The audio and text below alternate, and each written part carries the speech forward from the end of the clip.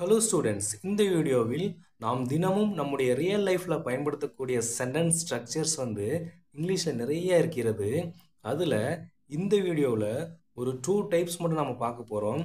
அதில் செகண்ட் டைப்பில் என்ன சென்டென்ஸ் ஸ்ட்ரக்சர் பார்க்க போகிறோம் அப்படின்னா, எனக்கு இனிப்பாக ஏதாவது சாப்பிடணும் போல இருக்குது, எனக்கு உங்ககிட்ட பேசணும் போல இருக்குது, எனக்கு பாட்டி வீட்டுக்கு போகணும் போல இருக்குது, எனக்கு இன்னும் 10 நிமிஷம் தூங்கணும் போல இருக்குது, எனக்கு எல்லாத்தையும் விட்டுடணும் போல இருக்கு. இந்த மாதிரி சென்டென்ஸ் ஸ்ட்ரக்சர் நாம இந்த வீடியோவில் செகண்ட் டைப்பில் பார்க்க போகிறோம். இப்போ ஃபர்ஸ்ட் டைப்பில் எந்த சென்டென்ஸ் ஸ்ட்ரக்சர் பார்க்க போகிறோம் அப்படின்னா, அவன் வருவான் என்று நான் நினைக்கிறேன், அவன் சாப்பிடுவான் என்று நான் நம்புகிறேன், அவள் கால் பண்ணுவா என்று நான் எதிர்பார்க்குறேன். இந்த மாதிரி சென்டென்ஸ் ஸ்ட்ரக்சர் இப்போது நம்ம ஃபர்ஸ்ட் டைப்பில் பார்க்கலாம் வாங்க. ஓகே, இப்போது ஃபர்ஸ்ட் டைப்பில் ஃபர்ஸ்ட் சென்டென்ஸ் பாருங்கள். அவன் வருவான் என்று நான் நினைக்கிறேன். இப்போ இந்த சென்டென்ஸில் ஃபர்ஸ்ட் நான் நினைக்கிறேன். இது என்ன டென்ஸ் அப்படின்னா சிம்பிள் ப்ரெசன்ட் டென்ஸ். அப்போது ஐ திங்க். நெக்ஸ்ட் என்று அப்படின்னு கன்ஜங்ஷன் இருக்கு இல்லையா தமிழில், அது இங்கிலீஷில் எப்படி சொல்லுவோம்? தட். ஓகே, நெக்ஸ்ட் தமிழில் ஃபர்ஸ்டில் பாருங்க, அவன் வருவான். இந்த இடத்துல கொஞ்சம் நல்லா கவனிங்க. அவன் வருவான் அப்படிங்கிறத இங்கிலீஷில் எப்படி சொல்லுவோம் அப்படின்னா he will come அப்படின்னு சொல்லுவோம். இப்போது தமிழ் சென்டென்ஸை பாருங்க, அவன் வருவான் என்று நான் நினைக்கிறேன். இந்த மாதிரி தமிழில் எங்கேயாவது நம்ம பேசுவோமா? பேச மாட்டோம். இது என்ன டைப் ஆஃப் சென்டென்ஸ் அப்படின்னா ஒரு கிராமட்டிக்கல் டைப் சென்டென்ஸ். அப்போது தமிழில் பேசும்போது நம்ம எப்படி பேசுவோம் அப்படின்னா, அவன் வருவான்னு நான் நினைக்கிறேன். இந்த மாதிரி நாம் கலோக்கியல் தமிழில் பேச்சு வழக்கில் நம்ம பேசுவோம். அதே மாதிரி தான் இங்கிலீஷ்லையும் எப்படி சொல்லுவோம் அப்படின்னா அந்த சென்டென்ஸை, இதை ஸ்போக்கன் இங்கிலீஷில் எப்படி சொல்லுவோம் அப்படின்னா I think he will come அப்படின்னு தான் சொல்லுவோம். இப்போது ஃபர்ஸ்ட் சென்டென்ஸுக்கும் செகண்ட் சென்டென்ஸுக்கும் என்ன டிஃப்ரென்ஸ்? ஃபர்ஸ்ட் சென்டென்ஸில் that அப்படிங்கிற கன்ஜங்ஷன் பயன்படுத்தியிருப்போம். செகண்ட் சென்டென்ஸில் அந்த that அப்படிங்கிற கன்ஜங்ஷன் இருக்காது. First sentence grammatical type, second sentence spoken English. Okay, next இங்கிலீஷில் பாருங்கள், will அப்படிங்கிற வேர்டு பயன்படுத்தியிருக்கிறதுனால இது நீங்கள் சிம்பிள் ஃபியூச்சர் டென்ஸ் அப்படின்னு நீங்கள் நினைக்கக்கூடாது. அப்போது இது என்ன டைப் ஆஃப் சென்டென்ஸ் அப்படின்னா இது மோடல்ஸ் அப்படிங்கிற கிராமருக்கு கீழே வரும். இப்போது மோடல்ஸ் அப்படின்னா என்ன அப்படின்னா இந்த மாதிரி வேர்ட்ஸ் இருக்கு இல்லையா, இந்த மாதிரி வேர்ட்ஸ் கூட சேர்ந்தது தான் அந்த வில் அப்படிங்கிறதும். சரிங்களா? இது எல்லாமே என்னது? மோடல்ஸ். இப்போ இது எதுக்காக சொல்கிறேன் அப்படின்னா, இப்போ இன்னொரு சென்டென்ஸ் கவனிங்க. அவன் வருவான் என்று நான் நினைத்தேன். இந்த சென்டென்ஸ் இங்கிலீஷில் எப்படி சொல்கிறது அப்படிங்கிறத பார்க்கலாம் வாங்க. ஃபர்ஸ்ட் நான் நினைத்தேன். இது என்ன டென்ஸ்? Simple past tense. அப்போது ஐ தாட். நெக்ஸ்ட் வழக்கம் போல் என்று அப்படிங்கிற கன்ஜங்ஷன். ரிட்டன் இங்கிலீஷ்லேயே பார்க்கலாம். சரிங்களா? என்று அப்படிங்கிற கன்ஜங்ஷன் தட். நெக்ஸ்ட் தமிழில் பாருங்கள், அவன் வருவான். இப்போது மேலே உள்ள சென்டென்ஸ் பாருங்கள், ஃபர்ஸ்ட் சென்டென்ஸ். அங்கேயும் என்ன இருக்குன்னு பாருங்கள், அவன் வருவான் அப்படின்னு தான் இருக்குது. செகண்ட் சென்டென்ஸ்லையும் அவன் வருவான் அப்படின்னு தான் இருக்குது. இப்போது அங்கே அவன் வருவான் அப்படிங்கிறதுக்கு he will come அப்படின்னு சொல்லியிருந்தோம். இங்கேயும் பாருங்க, அவன் வருவான் அப்படின்னு தான் இருக்கு. அப்போது அதே சென்டென்ஸ் இங்கே பயன்படுத்தக்கூடாது. ஏன் அப்படின்னா அது என்ன ஃபார்மில் இருக்குது பாருங்க. ஃபர்ஸ்ட் சென்டென்ஸ் ப்ரெசன்ட் ஃபார்மில் இருக்குது. இப்போ செகண்ட் சென்டென்ஸ் பாஸ்ட் ஃபார்மில் இருக்குது. நான் தமிழில் பாருங்க ரெண்டுமே ஒரே மாதிரி தான் இருக்குது. ஆனால் இங்கிலீஷில் வேறு வேறு சென்டென்ஸ் பயன்படுத்தணும். இப்போது இது எப்படி சொல்கிறது இங்கிலீஷில் அப்படின்னா நல்லா கவனிங்க. இப்போது கேன் அப்படின்னா அது ப்ரெசன்ட் ஃபார்ம். இதுக்கு பாஸ்ட் ஃபார்ம் என்ன அப்படின்னா குட். அதே மாதிரி மே அப்படின்னா அது ப்ரெசன்ட் ஃபார்ம். அதே மாதிரி இதுக்கு பாஸ்ட் ஃபார்ம் மைட். இது கூட சேர்ந்ததான் என்னது? இந்த வில் அப்படிங்கிறதும். அப்போது இந்த வில் அப்படிங்கிறது ப்ரெசன்ட் ஃபார்ம். இதுக்கு பாஸ்ட் ஃபார்ம் என்ன அப்படின்னா வுட். அப்போது இந்த இடத்துல அவன் வருவான் அப்படிங்கிற சென்டென்ஸுக்கு இங்கிலீஷில் he would come அப்படின்னு தான் சொல்லணும். ஏன் அப்படின்னா இந்த சென்டென்ஸ் பாஸ்ட் ஃபார்மில் இருக்குது.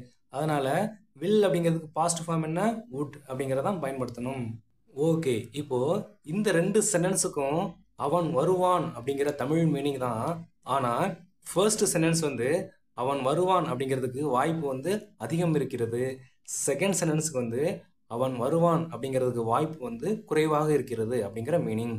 ஓகே, இப்போது நெக்ஸ்ட் சென்டென்ஸ் பாருங்கள். அவன் சாப்பிடுவான் என்று நான் நம்புகிறேன். ஃபர்ஸ்ட் நான் நம்புகிறேன். இது சிம்பிள் ப்ரெசன்ட் டென்ஸ். அப்போது ஐ பிலீவ். நெக்ஸ்ட் என்று அப்படிங்கிற கன்ஜங்ஷன். ஃபர்ஸ்ட் கிராமட்டிக்கல் டைப்பில் பார்க்கலாம், அதுக்கப்புறம் ஸ்போக்கன் இங்கிலீஷில் பார்க்கலாம். சரிங்களா? அப்போது தட் அப்படிங்கிற கன்ஜங்ஷன் நம்ம பயன்படுத்தணும். ஓகே, நெக்ஸ்ட் அவன் சாப்பிடுவான். அப்போது he will eat. ஓகே, இது வந்து ப்ரெசன்ட் ஃபார்மில் இருக்கிறது. என்ன டைப்பில் இருக்குது? இது வந்து கிராமட்டிக்கல் டைப்பில் இருக்குது. ஓகே, இதை ஸ்போக்கன் தமிழ்லையும் ஸ்போக்கன் இங்கிலீஷ்லையும் எப்படி சொல்லுவோம்? அவன் சாப்பிடுவான்னு நான் நம்புகிறேன். I believe he will eat. I believe he will eat. அவன் சாப்பிடுவான்னு நான் நம்புகிறேன். ஓகே, நெக்ஸ்ட் சென்டென்ஸ் பாருங்கள். அவன் சாப்பிடுவான்னு நான் நம்பினேன். ஃபர்ஸ்ட் வந்து நான் நம்பினேன், அப்போது ஐ பிலீவ்ட். நெக்ஸ்ட் வந்து அவன் சாப்பிடுவான். இது வந்து பாஸ்ட் ஃபார்மில் இருக்கிறதுனால அவன் சாப்பிடுவான் எப்படி சொல்லணும்? he would eat அப்படின்னு சொல்லணும். ஐ பிலீவ்ட் he would eat அப்படின்னா அவன் சாப்பிடுவான்னு நான் நம்பினேன். ஓகே, நெக்ஸ்ட் சென்டென்ஸ் பாருங்கள். அவள் கால் பண்ணுவாள் என்று நான் எதிர்பார்க்கிறேன். ஃபர்ஸ்ட் வந்து நான் எதிர்பார்க்கிறேன், சிம்பிள் ப்ரெசன்ட் டென்ஸ். எப்படி சொல்கிறது? I expect. ஐ எக்ஸ்பெக்ட், நான் எதிர்பார்க்கிறேன். நெக்ஸ்ட் வந்து கன்ஜங்ஷன், அப்போது என்று, அப்போது தட். நெக்ஸ்ட் வந்து அவள் கால் பண்ணுவாள். இந்த சென்டென்ஸ் வந்து ப்ரெசன்ட் ஃபார்மில் இருக்கிறதுனால அவள் கால் பண்ணுவாள் எப்படி சொல்கிறது? she will call அப்படின்னு சொல்லணும். ஓகே, அப்போது I expect that she will call அப்படின்னா அவள் கால் பண்ணுவாள் என்று நான் எதிர்பார்க்கிறேன். இது வந்து கிராமட்டிக்கல் டைப்பில் இருக்குது. ஓகே, இப்போது இந்த சென்டென்ஸை ஸ்போக்கன் தமிழ்லையும் ஸ்போக்கன் இங்கிலீஷ்லையும் எப்படி பேசுகிறது அப்படிங்கிறத பார்க்கலாம் வாங்க. அவள் கால் பண்ணுவான்னு நான் எதிர்பார்க்குறேன். ஃபர்ஸ்ட் வந்து நான் எதிர்பார்க்கிறேன், அப்போது ஐ எக்ஸ்பெக்ட். நெக்ஸ்ட் வந்து அவள் கால் பண்ணுவாள், அப்போது she will call. I expect she will call. அவள் கால் பண்ணுவான்னு நான் எதிர்பார்க்குறேன். இது வந்து ஸ்போக்கன் டைப். ஓகே, நெக்ஸ்ட் ஒரு சென்டென்ஸ் பாருங்கள். அவள் கால் பண்ணுவான்னு நான் எதிர்பார்த்தேன். ஃபர்ஸ்ட் வந்து நான் எதிர்பார்த்தேன். இது என்ன டென்ஸ்? Simple past tense. அப்போது ஐ எக்ஸ்பெக்டட், நான் எதிர்பார்த்தேன். என்ன எதிர்பார்த்தீங்க? அவள் கால் பண்ணுவான்னு. அப்போது இந்த சென்டென்ஸ் வந்து பாஸ்ட் ஃபார்மில் இருக்கிறதுனால அவள் கால் பண்ணுவாள் எப்படி சொல்லணும்? she would call அப்படின்னு சொல்லணும். she would call அப்படின்னா அவள் கால் பண்ணுவாள். ஓகே, அப்போது I expected she would call அப்படின்னா அவள் கால் பண்ணுவான்னு நான் எதிர்பார்த்தேன். ஓகே, நெக்ஸ்ட் வந்து இப்போ நம்ம செகண்ட் டைப் சென்டென்ஸ் ஸ்ட்ரக்சர் என்ன அப்படிங்கிறத பார்க்கலாம் வாங்க. செகண்ட் டைப்பில் என்ன பார்த்தோம்? எக்ஸாம்பிள் சென்டென்சஸ் நம்ம ஏற்கனவே பார்த்தோம் இல்லையா? எனக்கு இனிப்பாக ஏதாவது சாப்பிடணும் போல் இருக்குது, எனக்கு உங்ககிட்ட பேசணும் போல் இருக்குது, எனக்கு பாட்டி வீட்டுக்கு போகணும் போல் இருக்குது, எனக்கு இன்னும் 10 நிமிஷம் தூங்கணும் போல் இருக்குது, எனக்கு எல்லாத்தையும் விட்டுடணும் போல் இருக்குது. இந்த மாதிரி எனக்கு ஏதோ ஒரு செயலை செய்யணும் போல் இருக்குது அப்படின்னு நீங்கள் சொல்ல நினைக்கிங்க அப்படின்னா இங்கிலீஷில் உங்களுக்கு என்ன ஃப்ரேஸ் ஞாபகம் வரணும் அப்படின்னா ஐ ஃபீல் லைக் அப்படிங்கிற ஃப்ரேஸ் வந்து உங்களுக்கு ஞாபகம் வரணும். ஓகே, ஃபர்ஸ்ட் சென்டென்ஸ் பாருங்கள். எனக்கு சாப்பிடணும் போல் இருக்குது.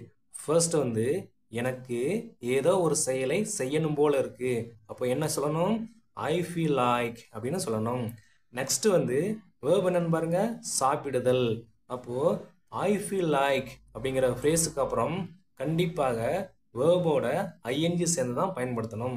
அப்போது சாப்பிடணும் எப்படி சொல்கிறது? ஈட்டிங். அப்போது ஐ ஃபீல் லைக் ஈட்டிங் அப்படின்னா எனக்கு சாப்பிடணும் போல் இருக்குது. ஓகே, இப்போது எனக்கு இனிப்பாக ஏதாவது சாப்பிடணும் போல் இருக்குது எப்படி சொல்கிறது? ஃபர்ஸ்ட் வந்து எனக்கு சாப்பிடணும் போல் இருக்குது, அப்போது I feel like eating. Next வந்து இனிப்பாக ஏதாவது, அப்போது சம்திங் ஸ்வீட். அப்போது I feel like eating something sweet. எனக்கு இனிப்பாக ஏதாவது சாப்பிடணும் போல் இருக்குது. ஓகே, நெக்ஸ்ட் சென்டென்ஸ் பாருங்கள். எனக்கு தூங்கணும் போல் இருக்குது. ஃபர்ஸ்ட் வந்து எனக்கு ஏதோ ஒரு செயலை செய்யணும் போல் இருக்குது அப்படின்னா அப்போது ஐ ஃபீல் லைக். நெக்ஸ்ட் வந்து வேர்ப் என்ன? தூங்குதல். அப்போது ஐ ஃபீல் லைக் அப்படிங்கிற ஃப்ரேஸுக்கு அப்புறம் கண்டிப்பாக வேர்போட ஐஎன்ஜி சேர்ந்து தான் பயன்படுத்தணும். இது வந்து ஜெரண்ட் அப்படின்னு ஏற்கனவே சொல்லியிருக்கிறேன். அப்போது தூங்கணும் எப்படி சொல்கிறது? Sleeping. I feel like sleeping. எனக்கு தூங்கணும் போல் இருக்குது. ஓகே, இப்போது எனக்கு மாடியில் தூங்கணும் போல் இருக்குது எப்படி சொல்கிறது? ஃபர்ஸ்ட் வந்து எனக்கு தூங்கணும் போல் இருக்குது, அப்போது I feel like sleeping. Next வந்து மாடியில், அப்போது on the terrace. I feel like sleeping on the terrace. எனக்கு மாடியில் தூங்கணும் போல் இருக்குது. ஓகே, நெக்ஸ்ட் சென்டென்ஸ் பாருங்கள். எனக்கு அழணும் போல் இருக்குது. ஃபர்ஸ்ட் வந்து ஐ ஃபீல் லைக். நெக்ஸ்ட் வந்து அழு அப்படிங்கிறது தான் இங்கே வந்து வேர்ப். அப்போது crying. I feel like crying அப்படின்னா என்ன மீனிங்? எனக்கு அழணும் போல் இருக்குது அப்படிங்கிற மீனிங். ஓகே, நெக்ஸ்ட் சென்டென்ஸ் பாருங்கள். எனக்கு உங்ககிட்ட பேசணும் போல இருக்கு. ஃபர்ஸ்ட் வந்து ஐ ஃபீல் லைக்.